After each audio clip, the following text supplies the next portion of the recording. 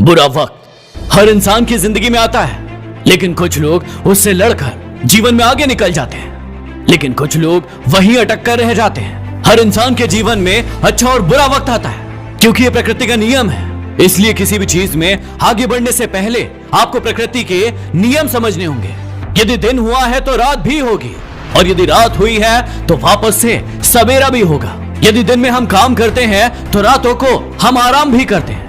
इसी प्रकार हमारा अच्छा समय हमें खुशियां देता है और बुरा समय हमें सीख देता है कि हमने कहां कहां गलतियां की है, और उन गलतियों को सुधार कर हम अपने जीवन में आगे बढ़ सके। जीवन में बुरा वक्त आता है ताकि हम थोड़ा रुकें, थोड़ा आराम करें और उन चीजों के बारे में सोचें, उनसे सीखें और दुगनी रफ्तार से अपने जीवन में आगे बढ़े।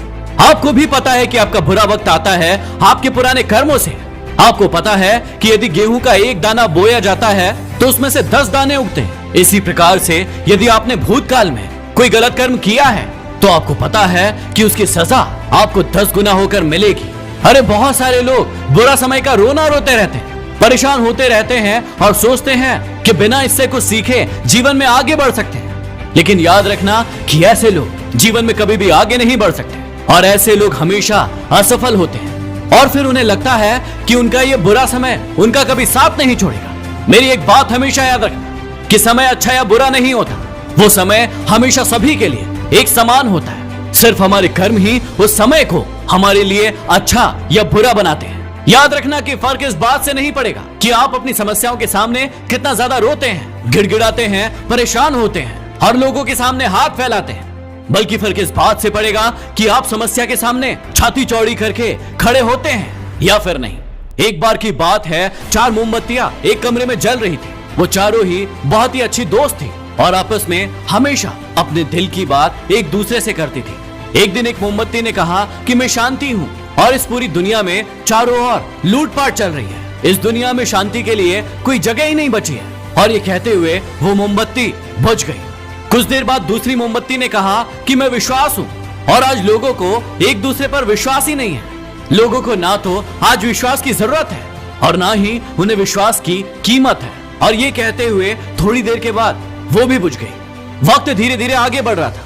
तीसरी मोमबत्ती ने कहा कि मैं प्रेम हूँ। आजकल लोग अपने कामों में इतने ज्यादा व्यस्त हो गए हैं कि उनके पास प्रेम करने के लिए समय ही नहीं है। एक दूसरे से घृणा करते हैं, अहंकार करते हैं और प्रेम के लिए किसी के जीवन में कोई जगह ही नहीं है। और ये कहते हुए वो तीसरी मोमबत्ती भी बुझ गई, लेकिन चौथी मोमबत्ती अभी तक जल रही थी। एक व्यक्ति कमरे में दाखिल हुआ और उसने देखा कि 3 मोमबत्तियां बुझ गई है और एक अभी भी जल रही है। उसने चौथी मोमबत्ती से पूछा कि ये तीनों ही मोमबत्तियां बुझ क्यों गई है। चौथी मोमबत्ती ने अपनी सारी की सारी बातें उस व्यक्ति को बताई, और उस व्यक्ति ने कहा कि फिर तुम क्यों नहीं बुझ गई। चौथी मोमबत्ती मुस्कुराई और उस व्यक्ति से कहा कि मैं आशा हूं, मैं अंत तक जलूंगी, और सिर्फ यही नहीं, मैं तब तक जलूंगी जब तक मैं अपने आशा के दम पर उन तीनों मोमबत्तियों को फिर से ना जला दूं। और यही आशा और यही विश्वास मैं आप सभी के अंदर जगाने आया हूं, और आप सभी को ये बताने आया हूं कि इस बुरे वक्त से आपको आपके अलावा कोई बाहर नहीं निकाल सकता।